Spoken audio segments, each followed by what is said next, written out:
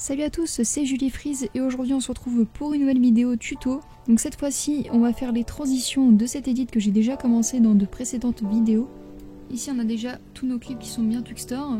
Une fois que c'est fait, vous avez tous vos clips, vous allez les pré-comp, vous allez rentrer dans la pré-composition. Votre clip, vous cliquez dessus, vous mettez à 105%.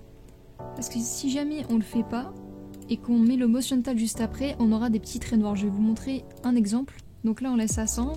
Si par exemple là je vais rajouter un objet nul, donc là avec le easy layer j'ai le motion tag qui se met directement, mais normalement vous devez l'ajouter si vous n'avez pas easy layer. Donc je vais montrer comment on ajoute manuellement sans easy layer, et je vous conseille vraiment de le prendre parce que c'est vraiment un gain de temps de fou. Donc si on le fait manuellement, on fait un clic droit, new, on met new object, là on va le mettre juste au-dessus de notre clip. Après bien évidemment il faut le cut là où il faut pour que ça fasse la durée du clip. On prend le petit escargot juste ici et on le relie à l'objet nul. Et donc là on a notre objet nul et il faut aussi mettre du motion tile. Ici on met du 500 ou du 300, en vrai 300 ça fait l'affaire, du 300 ici, et on n'oublie pas de cocher cette case. Et donc là on n'a pas mis à 105% dans la précomposition, et comme vous pouvez le voir si je dézoome ça fait des traits un peu bizarres sur les côtés, ça rend pas joli du tout. Bon là ça va, c'est un peu léger, sur le bas on le voit pas trop, mais parfois sur certains clips il y a vraiment un trait noir et ça rend pas joli. Donc on rentre dans la précomposition, on met à 105%, comme ça on n'aura pas les traits bizarres. Un objet nul ça sert à juste rajouter des points. Je vais vous donner un exemple de pourquoi on met des objets nuls et pas directement sur le clip. Si par exemple on fait une modification en scale, je sais pas, je dis une bêtise, on fait ça, bah si je veux que ça dézoome ensuite, bah je peux pas superposer les points. Là ça va être mélangé. Là j'ai trop de points et pas assez d'espace. Ça va faire un truc bizarre. Alors que si jamais je superpose plein d'objets nuls, bah je peux faire autant de points que je veux sans que ça fasse un rendu chelou. Pour la première transition, on va aller sur quelque chose d'assez simple. Je pense à un petit dézoom. Déjà on va prendre la fin de l'intro pour faire un petit dézoom. Alors je vais pré-comp tout ce qu'il y a dans l'intro. Ça sera l'intro.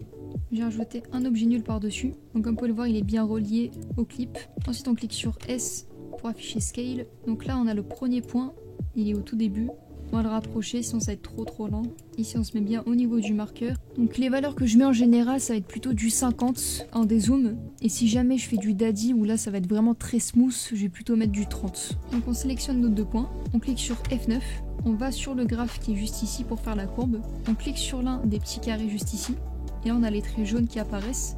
Et donc il faut relier les deux points jaunes. Donc on les relie comme ceci, on va pas les coller non plus. Il faut faire une courbe qui ressemble à peu près à ça pour que ça rentre bien. Bon, on voit trop le motion tile là comme vous pouvez le voir sur les côtés. On va peut-être resserrer un peu la courbe. En fait dites-vous que plus vous la serrez, plus le mouvement va être rapide. Là c'est très rapide, si on desserre, c'est assez lent. Donc là on fait quelque chose d'assez rapide comme ceci. Et après bien évidemment je vous conseille d'avoir flow pour faire des courbes beaucoup plus rapidement. Et bien évidemment on reclique sur le graphe ici pour retourner dans la composition. Maintenant pour finir le dézoom, il faut que le deuxième clip soit relié. Donc là on reclique sur S et cette fois-ci on va mettre une valeur en zoom. Donc on va mettre par exemple du 200 ou du 300. Moi en général je mets du 300. On met bien un point à la fin comme ceci qui est bien à 100%. On sélectionne les deux points, on fait F9. Et la courbe cette fois-ci elle va venir dans l'autre sens. On va rapprocher les deux points jaunes. Et dites-vous qu'à chaque fois, il faut que ça soit rapproché au niveau du marqueur. Donc là, vu que le clip il commence, les deux points doivent être au début, donc vers le marqueur au début. Et donc là, on a notre transition dézoom. Bon là, c'est encore tout bête, on va faire la même chose. Encore un dézoom, on rajoute encore un objet nul par-dessus le premier. Et c'est là où c'est bien d'avoir des objets nuls. C'est comme ça, on peut superposer plusieurs scales sans que ça fasse un truc moche. Donc là on refait comme tout à l'heure, on met un point, cette fois-ci du coup c'est au milieu du clip, vu qu'avant c'était l'intro. On va à la toute fin, on met un point et cette fois-ci celui-ci on va le mettre à 50% pour bien que ça parte en arrière. On refait F9, on refait la courbe comme tout à l'heure, donc à peu près comme ceci. On va sur le clip suivant et on n'oublie pas d'aller dedans et de bien mettre à 105% pour pas qu'on ait des traits chelous sur les côtés. On rajoute un objet nul. On refait la même manip, on a un point au début, un point à la fin. Le premier point, on le met à 300%. On refait F9 en sélectionnant tous les points. On refait une courbe qui se relie au début pour le début de la transition. Et on a un autre dézoom. Alors cette fois-ci, on va faire une nouvelle transition. Là, on a des vagues qui partent vers la gauche. Donc je pense qu'on va faire une petite transition sur le côté. Donc on rajoute encore un objet nul pour une nouvelle transition. Dites-vous qu'à chaque fois que vous faites une nouvelle transition, vous ajoutez un nouveau objet nul. On clique sur S. On fait Shift P pour ajouter la position. On sélectionne nos points, on les met au milieu. Et si vous n'avez pas Easy Layer, vos points n'apparaîtront pas tout seuls. Il faudra les mettre vous-même. Donc là on va à la fin. On va juste décaler les points pour qu'on puisse voir le rendu. Parce que si jamais je fais des modifications en me mettant à la fin, comme ceci, bah je verrai pas vu qu'on voit le clip suivant. On prend nos points et donc là pour voir comment ça rend, on va se mettre ici. Donc on va prendre le X position. D'ailleurs si vous n'avez pas Easy Layer, ce sera X et Y qui sera ensemble. Les deux ils sont associés donc il faut faire un clic droit, séparer les dimensions et comme vous pouvez le voir là c'est déjà activé. Donc là on a X position, ça va être sur les côtés. On a dit que la vague elle allait vers la gauche. Donc ça fait que notre clip, on va le diriger comme ceci.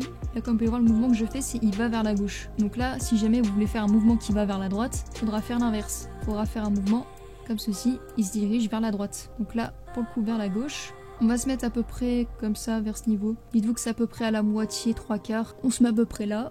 On va faire en même temps un dézoom. On va mettre à 50. Et voilà, bon là vous en faites pas, c'est normal s'il y a du motion tal comme ceci. On va décaler les points à la fin.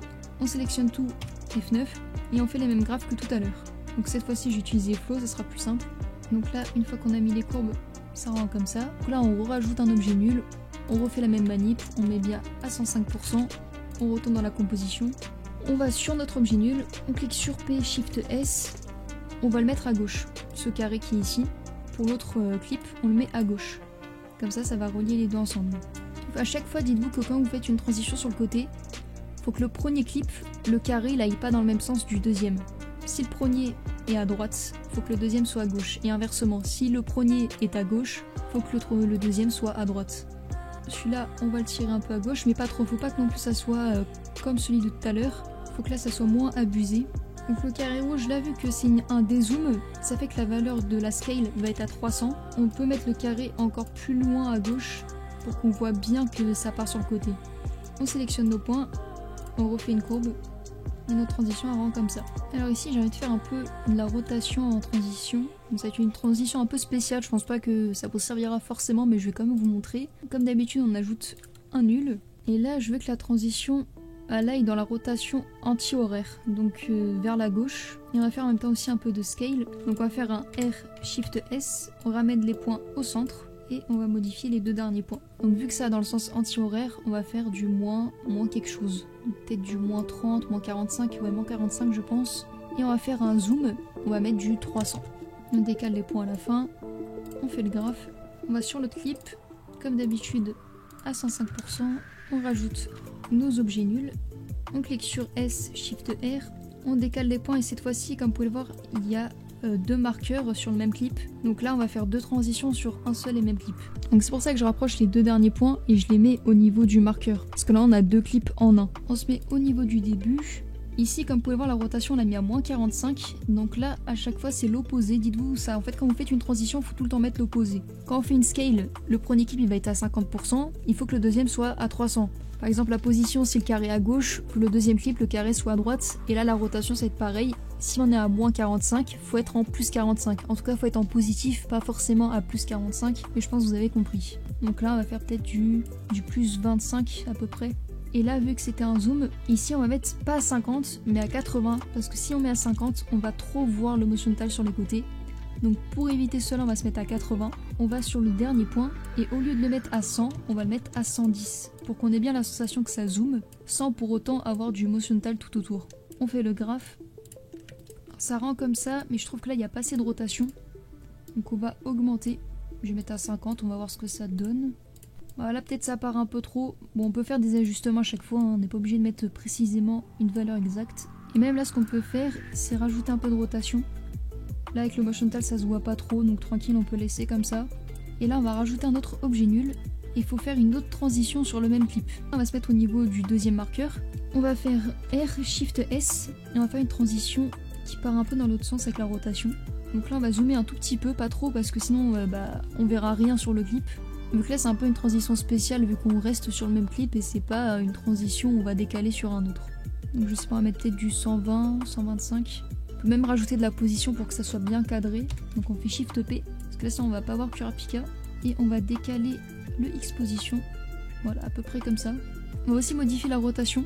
Comme vous pouvez le voir, le clip il est penché en moins 6. Donc on va partir dans l'autre sens. Comme ça, un petit peu. Peut-être que ça zoome un peu trop, je sais pas, ouais, peut-être un petit peu trop. On décale les points à la toute fin, on sélectionne tout, et cette fois on se trompe pas, on met pas un graphe qui va vers la fin, vu que c'est une autre transition dans le même clip, on met bien vers le début. On va juste faire quelques modifications. Donc là, ici, au lieu d'arriver à 110% à la fin, on va plutôt mettre du 125, du 130 même. On va aussi décaler la position parce que là c'est mal cadré, on fait Shift P. Donc on va mieux cadrer, on décale le X et là on va mettre ça comme ça. On refait bien la courbe vu qu'on a fait des modifications. Donc ce clip rend comme ça. Là le suivant on va faire quelque chose qui part vers le bas. Un petit dézoom vers le bas je pense. Donc on va rajouter encore une fois un nul. On clique sur P, Shift S. On met les points vers le centre de cette partie ici. Les points à la fin, donc là on va descendre. Donc comme vous pouvez le voir on fait un mouvement qui descend vers le bas. Et pour la scale on va mettre du 50. On fait la courbe. Alors là je trouve que ça descend pas assez. Donc on va augmenter la valeur de Y position. On va sur le clip suivant.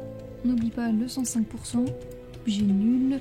S Shift P. Et comme d'habitude on fait l'opposé. Donc là on a bien notre carré de cet objet nul qui va en haut. Donc ici faut bien penser que le deuxième clip, vu que c'est les contraires, le carré faut qu'il soit en bas. Et regardez, vous pouvez vérifier, comme ça va dans le bon sens.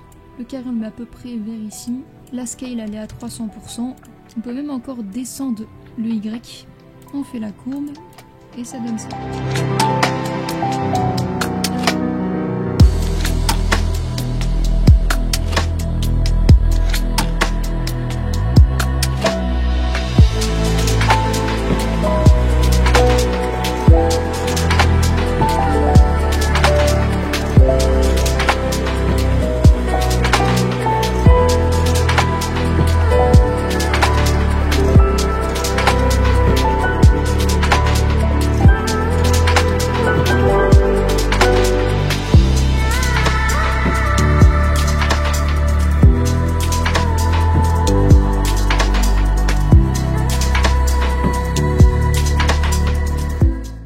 Voici ce que ça donne pour les transitions.